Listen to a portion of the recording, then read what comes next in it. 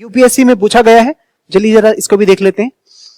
लिखा है frame the partial differential equation by eliminating the arbitrary constant A and B. बोल भी दिया उसने, आर्बिट्रेरी कांस्टेंट कौन कौन है, ए और बी है।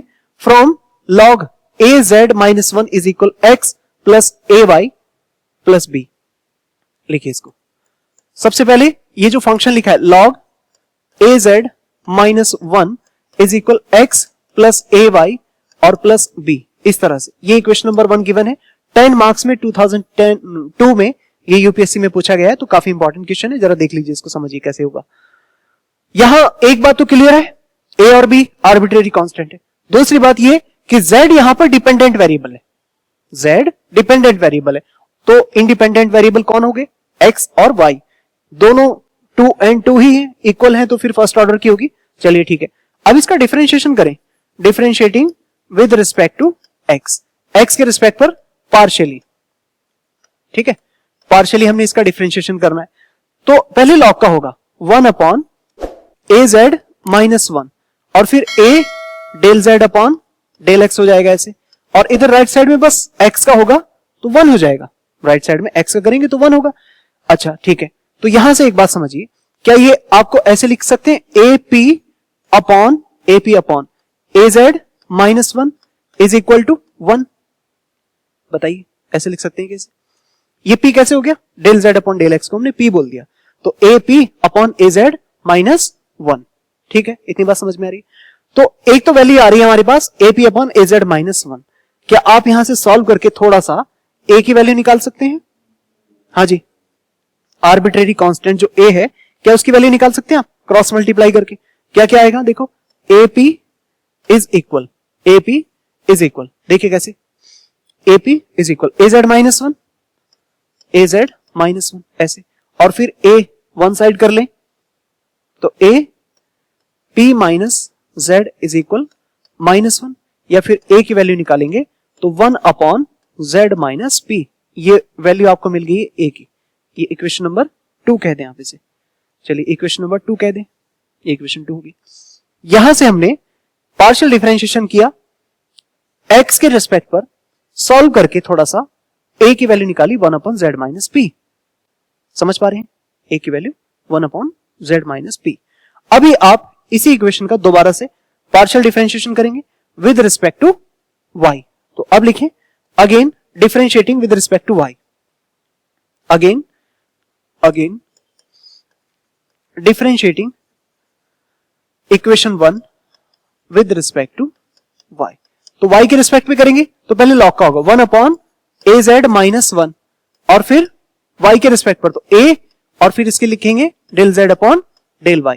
जरा राइट साइड में देखें क्या लिखा है, राइट साइड में लिखा है x plus A Y plus B, x का 0, b का 0, a इंटू वाई का 1 हो जाएगा, तो इसका मतलब राइट साइड में आपको क्या मिलेगा, सिर्फ a मिलेगा, a मिल गया।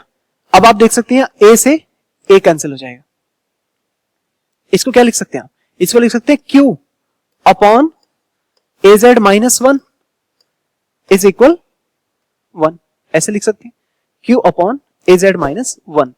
क्या यहां से भी आप a की वैल्यू निकाल सकते हैं और दोनों a जो आएंगे उनको इक्वल कर लो, या फिर ऐसा भी कर सकते हैं, देखो लास्ट स्लाइड में यहां 1 अपॉन ए जेड माइनस वन, 1 अपॉन ए जेड माइनस वन, उसकी वैल्यू डायरेक्ट वहां से q रख दें, या फिर दोनों a की वैल्यू जो निकाली है इसको उठा के उसमें इक्वेशन में रख दें, कैसे भी कर सकते हैं। a की वैल्यू क्या है 1 अपॉन जेड माइनस पी, वो वहां रख दें। आपको यहां से बस बेस मेन काम जो है एलिमिनेट करना है, तो क्या आप यहां से q is equal A Z minus one, ये जो लिखा है, अब यहां a की वैल्यू यूज कर सकते हैं, a की वैल्यू यूज कर लें, लेकिन यूजिंग इक्वेशन 2, इक्वेशन 2 का यूज करें तो q इज इक्वल a की वैल्यू बताएं जरा क्या लिखी है, 1 अपॉन जेड माइनस पी, तो ये Z upon Z minus P हो जाएगा और माइनस 1 ऐसे। अब पूरी इक्वेशन आप ध्यान से देखें, इसमें कोई ए बी नहीं है, जेड है और पी है, क्यू है, थोड़ा चाहे तो इसको ठीक कर लें, अदरवाइज तो आंसर बन चुका है, ठीक। तो यहां पर इसका एलसीएम लीजिए, अब देखिए एलसीएम लेंगे तो क्या बनेगा, जैसे आप इसका एलसीएम लेंगे तो आपको मिलेगा q is equal z minus z और plus p upon z minus p, ऐसे, ठीक है। अब इसे इधर मल्टीप्लाई करा दीजिए, q z माइनस p, और राइट साइड में z से z कैंसिल होने के बाद क्या बच रहा है, p बच रहा है। बस आ गई आपकी इक्वेशन, यही छोड़ सकते हैं, इतना ही निकाल दें, कोई फर्क नहीं पड़ता। तो दिस इज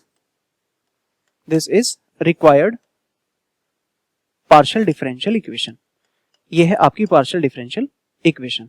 इसमें कोई a b नहीं नजर आ रहा है आपको, पूरा एलिमिनेट हो चुके हैं, तो ये आपकी पार्शियल डिफरेंशियल इक्वेशन हो गई है। इस तरह से हम आर्बिट्रेरी कांस्टेंट वाले जितने फंक्शंस हैं उन फंक्शंस को इस तरह सॉल्व करके पार्शियल डिफरेंशियल इक्वेशन निकालते हैं। देखिए लास्ट में ये वाली एक असाइनमेंट के तौर पर हमने एक आपके लिए बनाई है, ये 3 असाइनमेंट, इसमें ए बी आर्बिट्रेरी कांस्टेंट्स है, यहां पर ए बी आर्बिट्रेरी कांस्टेंट्स है, और ये A B C 3 arbitrary constants है। तो इस तरह से आप इन तीनों इक्वेशंस को सॉल्व करके पार्शियल डिफरेंशियल इक्वेशन निकाल सकते हैं। एक बार इनको ट्राई करना, और आर्बिट्रेरी कांस्टेंट्स अगर होते हैं तो इस तरह से पार्शियल डिफरेंशियल इक्वेशन फॉर्म करनी है। ये हमने आज सीखा। कल अगले लेक्चर में हम इसमें अगर आर्बिट्रेरी फंक्शंस दिए हैं तब पार्शियल डिफरेंशियल इक्वेशन कैसे सॉल्व करते हैं उसको सीखेंगे। तो आज के लिए इतना ही। Thank you very much.